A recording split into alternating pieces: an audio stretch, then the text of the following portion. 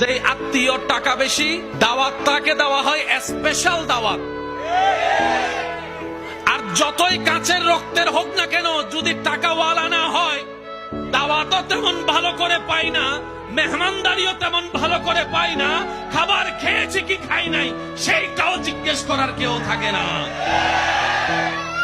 সম্পদ যদি একটু ভালো থাকে, বারবার এসে জিজ্ঞেস করবে, পায়েস খাবেন, একটু চা খাবেন, একটু একটু একটু চিনি কম দিয়ে চা এনে দিই, না ভাই আমার আর পেটে না না একটু খান না, একটু বসেন না, ওই রুমটার মধ্যে না একদম এসি আছে, আপনি ওখানে গিয়ে আরাম করুন।